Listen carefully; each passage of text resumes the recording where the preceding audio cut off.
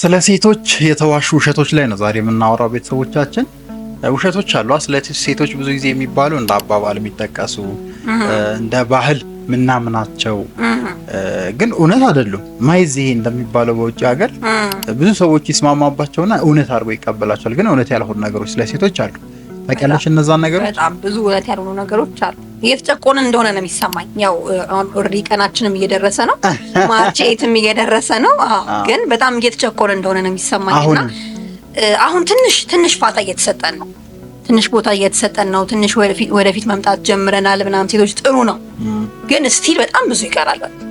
ሴቶች በጣም ነው የምንጨቆነው። በጣም ሪያሊቲው ነው። እሺ ወደ ማይዞቹ እንምጣና ብዙ ጊዜ እንደ አባባል እንደ ሀገርም ይቀመጣሉ። ብዙ ምሳሌያዊ አነጋገሮችም አሉ ሴቶችን የሚገልጹ የሴቶችን ኃላፊነት እንደዚህ ነው፣ ወንድ እንደዚህ ነው ምናምን የሚሉ ማለት ነው። አሁን ላይ እንግዲህ ፌሚኒዝም ይታወቃል። ፌሚኒዝም ላይ እንዴት ነሽ? ፌሚኒዝም ልክ ነው። በጣም ልክ እኮ ነው። በጣም ልክ እኮ ነው። የነበረውን ጭቆና ትንሽ ገርሰስ እያደረገ ሴቶችን ወደፊት ለፊት እያመጣ የምር አቅም እንዳለን የምር እንደምንችል የሚያሳይ ነው። በቃ ፌሚኒዝም እኔ አይሮን ነው ልክ ነው። አይ ግን የሆነ ጥግ ይዛሉ እኮ ፌሚኒስቶች በጣም። አሁን ለምሳሌ ውጭ ሀገር ላይ ብንሄድ ኢንዲፔንደንት ውመን ነኝ ምናምን የሚሉት ነገር አለ። ታዲያ ልክ እኮ ነው። ያለ ወንድ መኖር እችላለሁ ምንም ወንድ ያስፈልግ እርግጠኛ ነሽ እንዴ? ኦፍ ኮርስ ኢትዮጵያዊ ሆነሽ ኢትዮጵያ ውስጥ ኦፍ ኮርስ ምን ችግር አለው? ይሄ በጣም ከባድ ነው። እስቲ ቤተሰቦች ሀሳባችሁን ኮሜንት ላይ ያስቀምጡልኝ። ወደ ማይዞቹ እንምጣና የመጀመሪያው ብዙ ጊዜ የሚባለው እንደ ሀገር ሴት ወደ ጓዳ ወንድ ወደ ሜዳ ይባላል። በዚህ ሀሳብ ተስማሚ? በጣም በቃ ማለት እኔ ከልጅነቴ ጀምሮ የሚከነክነኝ አባባል ማለት እሱ ነው። በጣም የሚከነክነኝ አባባል። ለምን ይሆን እንዴ? ምክንያቱም ሴት ልጅ የፈለገችውን የማድረግ መብቶ የተጠበቀ ነው። በተለይ ደግሞ ማለት እያንዳንዱ እንቅስቃሴዋን በማንም ልትመራ አይገባም። ከማንም ከፊት ሆኖ እንደዚህ ግቢ፣ በዚህ ውጪ፣ በዚህ ሂጂ ምናምን የሚላት ሰው ያስፈልጋል። ሰው ናታ እንደ ሰው ኮንሲደር መደረግ አለባት። እንደ ሰው እኮ ኮንሲደር የማድረግ ያለማድረግ ነገር ሲሆን አሁን ለወንድ ሜዳ የሚፈቀደው he can play he can do anything he want አይደል? ያ ማለት ነው እኮ። እንደዛ ብቻ አይደለም። ሴት ግን ጓዳ ትሁን ማለት እናቷ ታዛታለች፣ አባቷ ያዛታል ምናምን የማገልገል ኃላፊነት አለባት ነው። ላይክ ተፈጥሮም እንደዛ አይመስልሽም? በሴቶች ዘንድ የተሰጣችሁ ነገር ያለባችሁ ናቹራል ፕሮሰሶች ራሱ ኃላፊነት አለበት። ኃላፊነት አለበት ስልክ በቃ ወንዱም ኃላፊነት እንዳለበት ሴቷም ኃላፊነት አለባት። ላይክ ፕሮቫይድ የማድረግ ምናምን የመስራት ኃላፊነት ሊኖርባት ይችላል። ግን በልክ ነው መሆን ያለበት። እኩል ሰርታ ውላ ተጫውታ እንደ ሰው እሱ ሜዳ ሲወጣ እሷ ሜዳ ወጣ መጫወት አሁን ይሄ እንግዲህ አሁን አዲስ የመጣ ነው። እንደ ወደ ኋላ ብንሄድ እንደ አባቶቻችን እንደ ባህላችን እንኖር ቢባል አሁን ተጨቆንን ትላላችሁ እንጂ እናንተ ላይክ ኖርማል ላይፍ ነበር። ያ ሴቶች ቤት ሆነው ማጀታቸውን ቤቱን አሬንጅ የሚያደርጉት ኃላፊነቶች ልጆች አሉባቸው። የሆነ ናቹራሊ ያ ወደ ኋላ እንደሚያስቀራቸው እንዴት አታስበው? እንዴት እንደሱ አልመጣም። እንዴት ወደ ኋላ ያስቀራል? በጣም ነው እንጂ ወደ ኋላ የሚያስቀረው። አስበው እስኪ ልጅ ወልዳ 1 አመት ቁጭ ስላለች 2 አመት ቁጭ ስላለች ሌላ ልጅ ይመጣል። ከዛ ኦልሞስት እድሜዋን ሙሉ ሴት ቤት ናት። ላይፍ ፐርፐዟ እንደዛ ቢሆን ላይፍ ፐርፐዟ እንዴት እንደዛ ይሆናል? ወንድ ለማን ነው ደግሞ እድል የሰጠው እዛ ወጥቶ ስራ ለመስራት ራሱን ከፍ አድርጎ መሪ ለመሆን ነው? ኔቸራችን እኮ ለምሳሌ ወንድ ልጅ ፕሮቫይደር ነው፣ ፕሮቴክት ያደርጋል።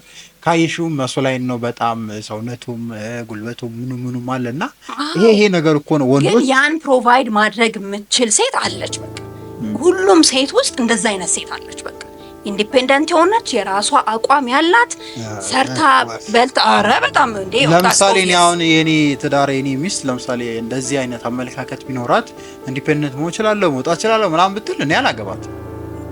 ዳስ ዩሮፒኒያን እሷም የምታገባ ወንድ ያለ አይመስለኝ። ምን አይነት ወንድ ልታገባ? ሚስት ልታገባ ነው አይደለም? ሚስት ከመሆን ጋር እኮ አይደለም የሚያገናኘው። ግን ሚስት ሲባል መተጋገዝ እኮ ነው ቃሉ ራሱ እኮ ሚስትነት የሆነ ሚጥሚጣ ስትልስ ትኖራለህ እና አይደለም የሚሰጠን ነገር አለ ከምሰራቸው ነገሮች አንፃር። እኔ ግን እንደኔ ሴት ወደ ጓዳ ወንድ ወደ ሜዳ የሚለው አባባል ናቹራሊ ከተሰጠን ነገር አንፃር ትክክል ነው የሚል አመለካከት አለኝ። ምናልባት ጭቆናውን ፐርሰንታይል ሰተናችሁ የሆነ 20% 10% ምናምን ቀንሰን ምንም ፐርሰንታይል የለውም 50 ነው።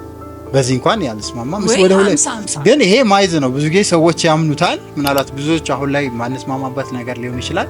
ግን ወንድ ወደ ሜዳ ሴት ወደ ጓዳ ማይዝ ነው። እውነት ብለን ሜዳ ከወጡ ሁለቱም ሜዳ አብረው መውጣት አለባቸው። ጓዳ ከሆኑ ሁለቱም አብረው ጓዳ መሆን አለባቸው። እንደዚህ የሚባል ነገር የለም። እንዲያውም መስተካከል አለበት አባባሉ ራሱ። እስቲ ሀሳባችሁን ኮሜንት ላይ ቤተሰቦች አስቀምጡን። ወደ ሁለተኛው ማይዝ ልምጣ። እሺ ሁለተኛው ማይዝ ብዙ ጊዜ ከድሮ ጀምሮ የሚባለው ሴት ከቅድሙ ጋር ይገናኛል መሆኑ መስራት የለባትም።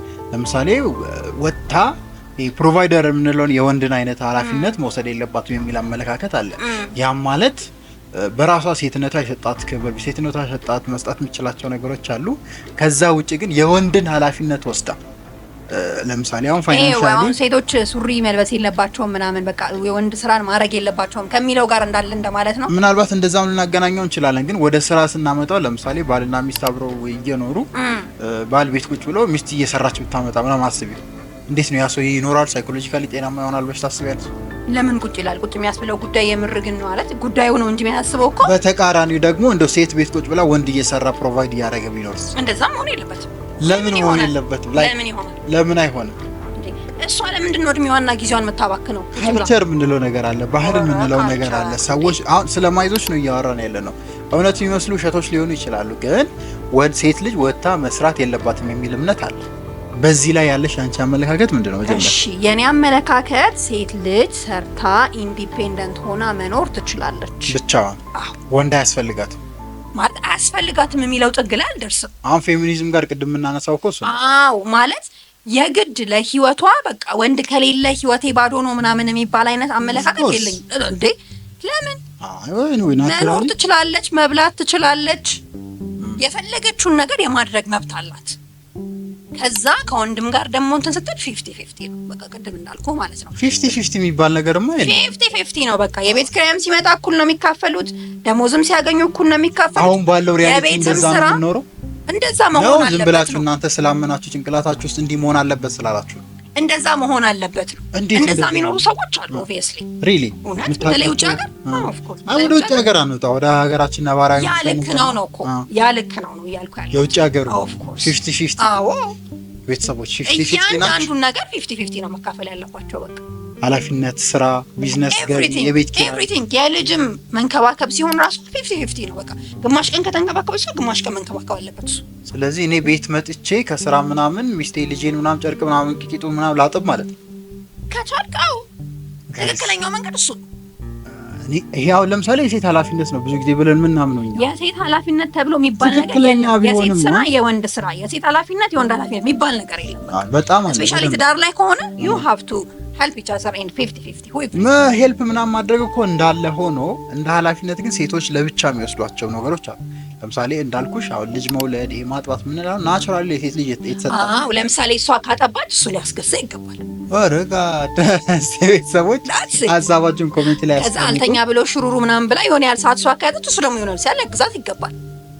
አይ ዶንት ቲንክ እኔ እንደዛ አላደርግም። እስቲ ሪያሊቲ ወንዶች ገባ በሉና ሀሳባችሁን አስቀምጡ። በዚህ አጋጣሚ ወደ ሶስተኛው ማይዝንም ሴት ልጅ ብዙ ጊዜ ለቁሳቁስ ነገር ትሳባለች ብለን እናምናለን ወንዶች። በነገራችን ላይ የምናየውም ነገር ስፔሻሊ ገንዘብና ቁሳቁስ ነገር በጣም ይማርካታል የሚል አይነት አቲቲዩድ አመለካከት አለ። ዋት ዱ ዩ ቲንክ? ማለት እንደ ሴት መዋብ እንፈልጋለን። ዳስ ኦብቪየስ በቃ ማለት የተሻለ ለብሰን የተሻለ ተኩለን የተሻለ ሜካፕ አርገን የተሻለ ጫማ አርገን ምናምን መሄድ ያምረናል፣ ደስም ይለናል።